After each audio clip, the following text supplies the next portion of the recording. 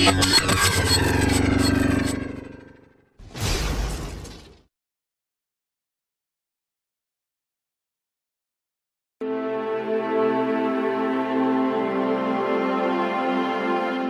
दोस्तों, story unboxing पर आपका स्वागत है।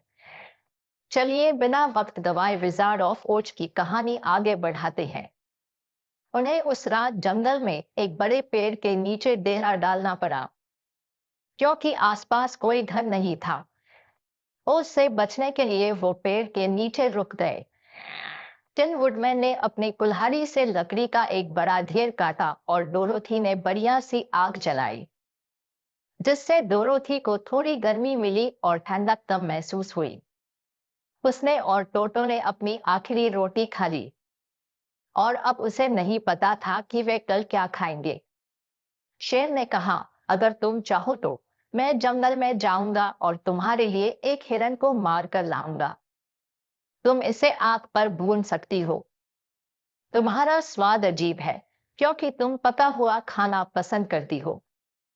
टिन वुडमैन ने विनती की, मत करो, प्लीज ऐसा मत करो। अगर तुमने एक बेचारी हिरन को मार डाला तो मुझे रोना आएगा, और फिर मेरे जबड़े फिर से जंग खा जाएंगे। लेकिन शेर जंगल में चला गया और उसे अपना खाना मिल गया। किसी को कभी पता नहीं चला कि उसने क्या खाया, क्योंकि उसने किसी को यह बताया ही नहीं। बिजुका को मेवों से भरा एक पेड़ मिला, और उसने डोरोथी की टोकरी को उनसे भर दिया, ताकि वो लंबे वक्त तक भूखी न रहे। उसने सोचा कि यह बिजुका बहुत दयालु और समझदार है। लेकिन जिस अजीब तरीके से उस बेचारे ने मेवे उठाए, उस पर वो दिल से हंसी। उसके गद्देदार हाथ इतने बेरंगे थे और मेवे इतने छोटे थे कि उसने टोकरी में जितने रखे उतने ही गिरा दिए। लेकिन बिजुका को इस बात की कोई परवाह नहीं थी कि उसे टोकरी भरने में कितना समय लगा, क्योंकि इससे उसे आग से दूर रहने में मदद मिली। क्योंकि उसे डर था कि चिंगारी उसके भूसे में जा सकती है और उसे जला सकती है, इसलिए उसने आग की लपटों से काफी दूरी बनाए रखी। और डोरोथी को सूखी पत्तियों से ढकने के लिए तभी उसके पास आया जब वह सोने के लिए लेटी थी। जब दिन का उजाला हुआ तो लड़की ने एक छोटे से बहते झरने में अपना चेहरा धोया, और जल्द ही वे सभी एमराल्ड सिटी की ओर चल पड़े। ये यात्रियों के लिए एक और कठिन दिन था। उन्हें चलते हुए बमुश्किल 1 घंटा ही हुआ होगा कि उन्होंने अपने सामने एक बड़ी खाई देखी जो सड़क को पार कर रही थी, और जहां तक वे देख सकते थे दोनों ओर जंगल को बांट रही थी। ये बहुत चौड़ी खाई थी, और जब वे किनारे तक पहुंचे और उसमें देखा कि ये बहुत गहरी थी और नीचे कई बड़ी दांतेदार चट्टानें थी। किनारे इतने खड़े थे कि उनमें से कोई भी नीचे नहीं उतर सका, और एक पल के लिए ऐसा लगा कि उनका सफर अब खत्म हो जाएगा। डोरोथी ने निराशा से पूछा, अब हम क्या करेंगे? टिन वुडमैन ने कहा, मुझे इसका जरा सा भी आइडिया नहीं है। शेर ने अपने झबरा बालों को हिलाया और सोचने लगा। लेकिन बिजुका ने कहा, यह कन्फर्म है कि हम उड़ नहीं सकते। नहीं, हम इस बड़ी खाई में उतर सकते हैं। इसलिए अगर हम इसे पार नहीं कर सकते तो हमें वहीं रुक जाना चाहिए जहां हम हैं। मुझे लगता है कि मैं इस पर छलांग लगा सकता हूँ। टायर शेर ने अपने दिमाग में दूरी को ध्यान से नापने के बाद कहा। बिजुका बोला, तो फिर ठीक है, तुम हमें एक एक करके अपनी पीठ पर ले जा सकते हो। शेर ने कहा, ठीक है, मैं इसे आजमाऊंगा। पहले कौन जाएगा? बिजुका ने घोषणा की, मैं करूंगा, क्योंकि अगर ये कूद कर उस पार नहीं जा पाया तो डोरोथी मर जाएगी या टिन वुडमैन नीचे चट्टानों पर बुरी तरह गिर जाएगा।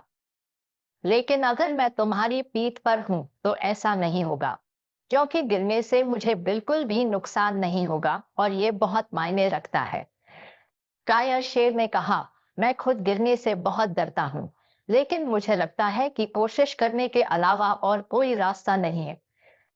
इसलिए मेरी पीठ पर चढ़ जाओ और हम कोशिश करेंगे। बिजू का शेर की पीठ पर बैठ गया और बड़ा जानवर खाड़ी के किनारे पर चला गया और झुक गया। बिजूका ने पूछा, तुम दौड़कर कूद क्यों नहीं जाते? उसने जवाब दिया, क्योंकि हम शेर ऐसे नहीं करते। फिर एक शानदार स्प्रिंग देते हुए उसने हवा में जंप लगाई और दूसरी तरफ सुरक्षित उतर गया। वे सारे ये देखकर बहुत खुश हुए कि उसने ये कितनी आसानी से कर लिया। और बिजू का उसकी पीठ से उतरने के बाद शेर फिर से खाई के पार चला गया।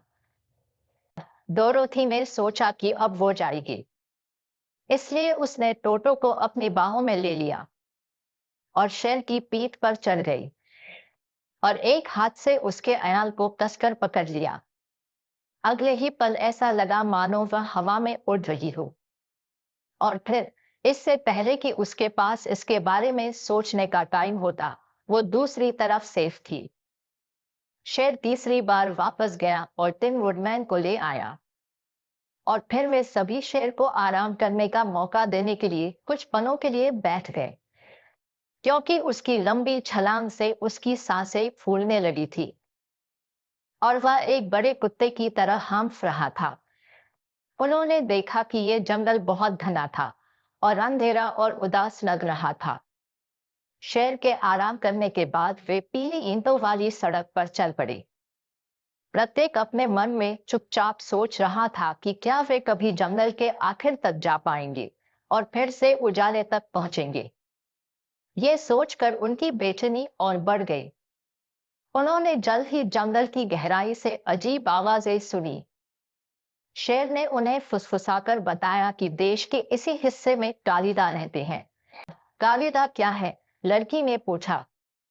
शेर ने जवाब दिया, वे राक्षसी जानवर हैं जिनके शरीर भालू जैसे और सिर बाघ जैसे हैं और उनके पंजे इतने लंबे और नुकीले हैं कि वे मुझे इतनी आसानी से दो हिस्सों में फाड़ सकते हैं जितनी आसानी से मैं टोटो को मार सकता हूँ।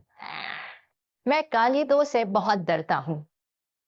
डोरोथी ने कहा, मुझे आश्चर्य नहीं कि तुम डरे हुए हो। वे पक्का ही डरावने जानवर होंगे। शेर जवाब देने ही वाला था कि अचानक वे सड़क के पार दूसरी खाड़ी तक पहुंच गए। लेकिन ये इतनी चौड़ी और गहरी थी कि शेर को लगा कि वो इसे पार नहीं कर सकता, इसलिए वे विचार करने के लिए बैठ गए कि उन्हें क्या करना चाहिए। फिर गंभीर विचार के बाद बिजुका ने कहा, यहाँ एक बड़ा पेड़ है जो खाई के पास खड़ा है। अगर टिन वुडमैन इसे काट सकता है ताकि ये दूसरी तरफ गिर जाए, तो हम इसे आसानी से पार कर सकते हैं। शेर ने कहा, यह एक नंबर का आइडिया है। किसी को भी शक हो जाएगा कि तुम्हारे दिमाग में भूसे की जगह दिमाग है। वुडमैन तुरंत काम पर लग गया। उसकी कुल्हाड़ी इतनी तेज थी कि पेड़ जल्द ही कट गया। फिर शेर ने अपने मजबूत अगले पैरों को पेड़ के सामने रखा और अपनी पूरी ताकत से धक्का दिया। धीरे धीरे बड़ा पेड़ पलट गया और उसकी ऊपरी टहनियों के साथ दूसरी तरफ खाई में गिर गया। वे अभी इस अजीब पुल को पार करना शुरू ही कर रहे थे कि एक तेज गड़गड़ाहट ने उन सभी को ऊपर की ओर देखने पर मजबूर कर दिया। उन्होंने भयभीत होकर देखा कि दो बड़े जानवर उनकी ओर दौड़कर आ रहे हैं, जिनके शरीर भालू जैसे और सिर बाघ जैसे थे। वे कालिदा है, कायर शेर ने कांपते हुए कहा। बेजुका चीखा, जल्दी चलो पार करें। टोटो को अपनी बाहों में पकड़कर डोरोथी पहले गई। टिन वुडमैन उसके पीछे गया और बेजुका उसके बाद गया। शेर, हालांकि डरा हुआ था, कालिदाओं की ओर मुड़ा और फिर उसने इतनी तेज और भयानक दहाड़ मारी कि डोरोथी चिल्ला उठी और बेजुका पीछे की ओर गिर गया। वो डरावने जानवर भी रुक गए और हैरानी से उसकी ओर देखने लगे, लेकिन ये देखकर कि वे शेर से बड़े हैं और गिनती में दो हैं, जबकि शेर अकेला ही है, कालिदा फिर से आगे बढ़ी। शेर पेड़ को पार कर गया और ये देखने के लिए मुड़ा कि वे आगे क्या करेंगे। एक पल भी रुके बिना भयंकर जानवर भी पेड़ को पार करने लगे। शेर ने डोरोथी से कहा, हम हार गए, क्योंकि वे पक्का हमें अपने तेज पंजों से टुकड़े टुकड़े कर देंगे। लेकिन तुम मेरे पीछे खड़े रहो, जब तक मैं जिंदा हूं, मैं उनसे लड़ता रहूंगा। बेजू का कहता है, जरा रुको। वो सोच रहा था कि क्या करना सबसे अच्छा रहेगा। फिर उसने वुडमैन से उस पेड़ के सिरे को काटने के लिए कहा, जो खाई के किनारे पर टिका हुआ था। टिन वुडमैन ने तुरंत अपनी कुल्हाड़ी का इस्तेमाल करना शुरू कर दिया। दोनों कालीदा लगभग पार होने वाले थे, पेड़ खाई में गिर गया। उसके साथ वे दोनों बदसूरत, गुर्राने वाले जानवर भी तेज दुखी चट्टानों पर गिरकर टुकड़े टुकड़े हो गए। कायर शेर ने राहत की लंबी सांस लेते हुए कहा, ठीक है, मुझे लगता है कि हम कुछ और दिन जिंदा रहेंगे, और मुझे इसकी खुशी है। मर जाना एक बहुत बुरी बात होती है। इन लोगों ने मुझे इतनी बुरी तरह डरा दिया कि मेरा दिल अभी भी धड़क रहा है। टिन वुडमैन ने उदास होकर कहा, ओह, काश मेरे पास भी धड़कने के लिए एक दिल होता। इस घटना ने उनको जंगल से बाहर निकलने के लिए पहले से कहीं ज्यादा बेचैन कर दिया। वे इतनी तेजी से चले कि डोरोथी थक गई और शेर की पीठ पर सवार हो गई। इससे उसे बहुत खुशी हुई। जैसे जैसे वे आगे बढ़ते गए, पेड़ पतले होते गए। दोपहर में अचानक उन्हें एक चौड़ी नदी मिली, जो उनके ठीक सामने तेजी से बह रही थी। पानी के दूसरी ओर वे पीली ईंटों वाली सड़क को एक खूबसूरत देश से होकर गुजरते हुए देख रहे थे, जिसमें चमकीले फूलों से सजी हरी घास की वादियां थी और पूरी सड़क मीठे फलों से भरे पेड़ों से घिरी हुई थी। वे इस सुहाने देश को देखकर बहुत खुश हुए। हम नदी कैसे पार करेंगे? डोरोथी ने पूछा। बिजुका ने उत्तर दिया, ये आसानी से हो सकता है। टिन वुडमैन को हमारे लिए एक बेड़ा बनाना होगा, ताकि हम दूसरी तरफ तैर कर जा सके। वुडमैन ने अपनी कुल्हाड़ी ली और बेड़ा बनाने के लिए छोटे पेड़ों को काटना शुरू कर दिया। वो जब इस काम में बिजी था तो बिजुका को नदी के किनारे अच्छे फलों से भरा एक पेड़ मिला। इससे डोरोथी खुश हुई। उसने पूरे दिन मेवे के अलावा कुछ नहीं खाया था। उसने पके फल खाए। लेकिन बेड़ा बनाने में समय लगता है, भले ही कोई टिन वुडमैन जितना मेहनती और अथक हो। जब रात हुई तो काम पूरा नहीं हुआ, इसलिए उन्हें पेड़ों के नीचे एक आरामदायक जगह ढूंढी, जहां वे सुबह तक आराम से सोते रहे। डोरोथी ने एमराल्ड सिटी और अच्छे जादूगर ओज का सपना देखा, जो जल्द ही उसे फिर से अपने घर वापस भेज देगा। आगे की कहानी अगली वीडियो में।